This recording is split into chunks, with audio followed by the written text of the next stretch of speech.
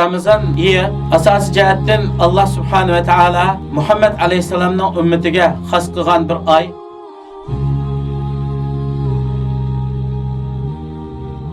Bismillahirrahmanirrahim.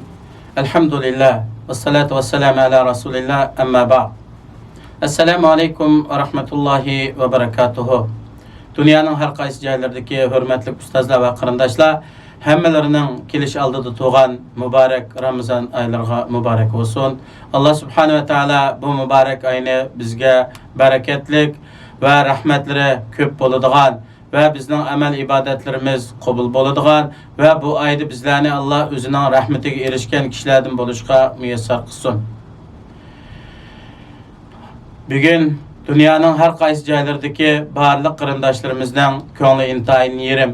Bularning yuragi ichishayotgan, dard alamga to'lgan va bizning qon qarindoshlarimiz bo'lgan 48 nafar qarindishimiz 12 yildan beri Tayland turmusida azob chekib, bugungi kunlikda Xitoy qaytirib akitildi.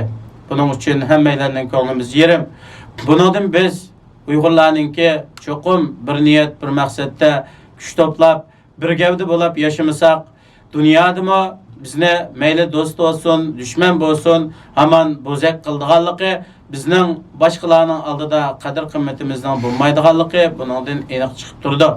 Shuningdek, bu masala chet elda har qancha cho'ng tashkilot bo'lib ketgan taqdirdami, bu tashkilotlarningki ma'lum doira ichida harakat qildiganligi, qizil siziq doirasidan chiqolmaydiganligi, qaysi davlatda bo'lsa, shu davlatningki ko'rsatmasi bo'yicha ish qildiganligi, inandın işqa kuchi yetmaydiganligi ochiqlam bilinib turdi. Shuning uchun birlashaylik qarindoshlar. Alloh subhanahu va taolo shu Ramazon oyida birlashgan, ittifoq bo'lgan, bir-biriga hamdamda bo'lgan musulmonlarga g'alaba nusratni ato qilgan. Biz o'zimizning qalbimizdagi o'chmanlik, adovat, shaxsiy hisob kitob yoki mansab talashish yoki bir-birimizdan cho'ngchillik qiladigan bundaq illatlarni yo'qotib, qalbimizni poklab, o'zimizni Allohga yaraydigan bir shaklda qilmasak, dunyodami g'alaba nusratga erishamaymiz, oxiratdami Allohning rahmatidan mahrum qolamiz. Shuning uchun bu biz uchun ibrat bo'lsin. Bundan keyin yana shundaq echinishlik fojialarningki takrorlanmasligi uchun ulug' Ramazon oyida har bir musulmon Uyg'ur o'zimizni tekshirishimiz kerak. Men zade mushu yoshga kirgicha dinim uchun, vatanim uchun, millatim uchun nima ish qildim? Bundan keyin nima ish qilishim kerak? Mening qo'limdan nima keladi?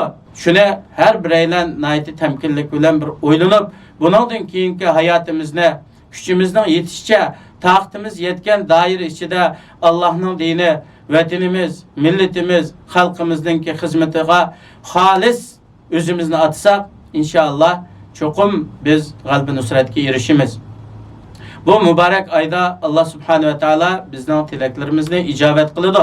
Qachoniki biz Allohning rahmati, nusratiga loyiq kishilardan bo'lasak.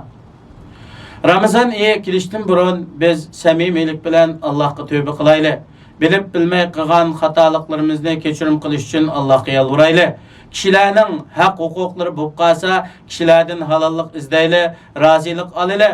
O'zaro adovat, o'chmanlik bo'lsa, buni qalbimizdan chiqarib etib, samimiylik bilan bir-birimizga telefon qilib, uchur qilib, kechirim talab qilib, qarindishim meni kechirib o'ting Alloh roziligi uchun biz samimiy qalb bilan ulug' Ramazon oyini kutib olaylik deb o'zaro bir-birimizdan kechirim so'raylik.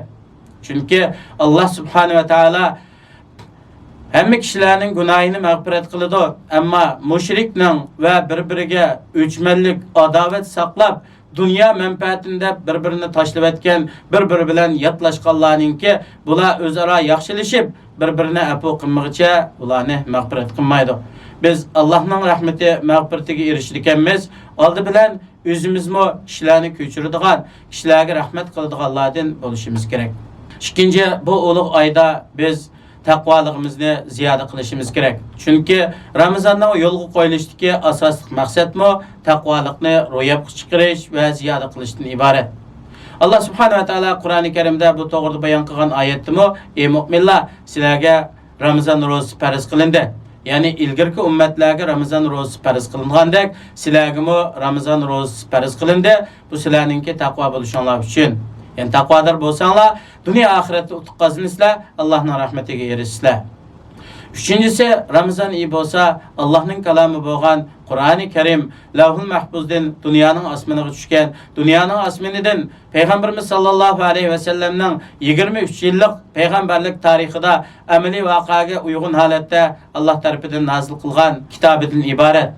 Şunun için biz Kur'an-ı Kerim'e yüzlenişimiz gerek. Kur'an-ı Kerim'ni nayete aldırmay, ölçemlik, tecvidki layık okuşumuz ve okuşunu ügünüşümüz, enadın keyin tefekkür kılıp, tedabbür kılıp, ayetler üstüde fikir yürgüzüşümüz ve ayetlerin meallerini düşünüp, bunu özümüzden gündelik hayatımızga amelileştirişimiz ve şundakla Kur'an-ı Kerim'nin körsetmesiga toluk amel kılışımız intayin zörül boludu. Yani Ramazan iyi bolsa insanlar birbiriga hayri ihsan kılıdığan, birbiriga yardım berdiğan, aciz biçarlarını yoklaydıgan, miskinlerge yardım kılıdığan mübarek ay. Şunun için iqtisadi bağlarımız, zakatlarımız ne? Ya ki zakatın sırt bolsa mı Allah razılığını gözlep, malum miktarda nefli sadaqa, hayri ihsanlarını kılıp, özümüzün bir dindaş, millatdaş, vatandaş bolgan kırındaşlarımızı yoklaylı, ularning halidan xabar alaylı. Çünkü Müslümanlarning hammasi kırındaş bolup mu?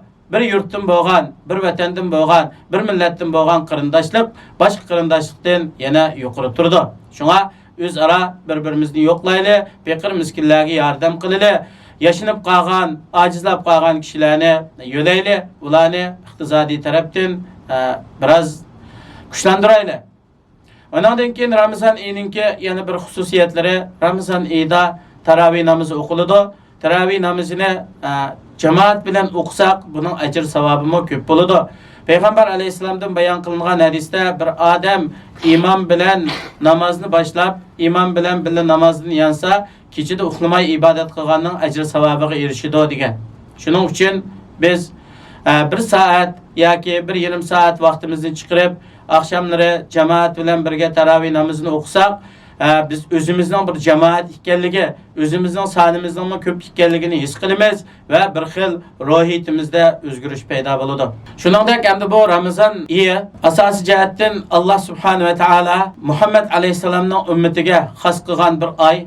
Bu ayda hammalarga ma'lum 1000 oyning ajr savobidan yaxshi bo'lgan bir kecha bor. Bu Qadr kechasi deb ataladi. Qadr kechasini ba'zi ulamalar shu Ramazan oyininki hammasi tepiladi deb qaraydi. Asosan kuchli qarashlarda Ramazonning oxirgi 10 kunlarining taq kechalarida Qadr kechasi bo'ladi degan qarashlar kuchli. Shuning uchun biz Allohga tirishib, Allohga yalvorib, bizni bu Qadr kechasiningki rahmeti, savobiga erishtirishni Allohdan so'rasak, samimiylik bilan qilingan duo icabet buludu. İnşallah Qadr kechasining savobiga yetsak, 83 yillik ibadetninki ecir savobiga erishimiz. Biz 83 yil yaşaymizmi? Bunu Allah o'zi biladi. Hayotimizning qanchalik qismini ibadetdan yiroq holatda Allohni tonimagan, Allohning dinini tonimagan, islomdan yiroqlashgan holatda o'tkazdik. Buni har birimiz o'zimiz yaxshi bilamiz. Shuning uchun bu ibadet mavsumlarini ching tutishimiz, kuchimizning yetishicha, taqtimizdan yetişçe ibadetlerini köp qilishga tirishishimiz kerak. Ramazan oyida musulmon uchun nayati köp xursandlik bo'ladi. Bo'libmi, ro'za tutish uchun biri iftar qilgan vaqtida, yana biri oxiratda Robbiga uchrashgan vaqtida alohida xursandlik bo'ladi.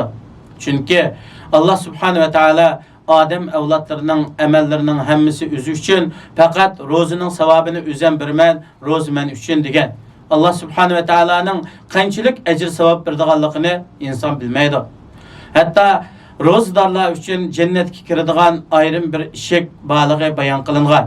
Ya'ni Rayyan atliq eshikdan faqat ro'zadorlar kiradi. Ular kirib bo'lgandan keyin bu eshik taqiladi. Undan keyin bu eshikdan boshqalar kirolmaydi degan. Bumi ro'zani bütün shartlari, farz vojiblari bilan to'liq ado qilgan kishilarga oxiratda beriladigan mukofotning biri.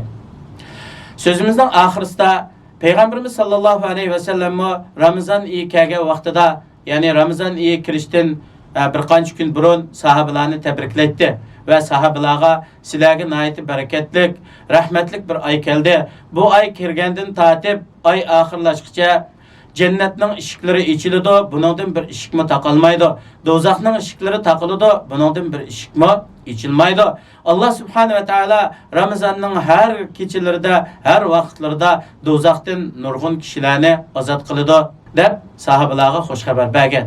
Bizmi inshaalloh Allah subhanahu va taoloning shu do'zaxdan ozod qiladigan kishilarning qatorida bo'lishini Allohdan tilayli. Ramazonga samimiylik bilan qalbimizni saflashtirib, gunoh ma'siyatdan pok bo'lgan holatda qalbimizdagi o'chmanlik, adovatni chiqarib o'tib, Ramazon oyiga kirsak, inshaalloh Allah subhanahu va taolo bizning shu qilgan barliq amallarimizni qabul qilgusi ve samimiylik bilan Allah qilgan dualarimizni ijobat qilib, bir niyat, bir maqsadda düşmanimizga qarshi kurash qilishga Allohim maylanni muyassar qilgusi. Assalomu alaykum va rahmatullohi va barakatuh.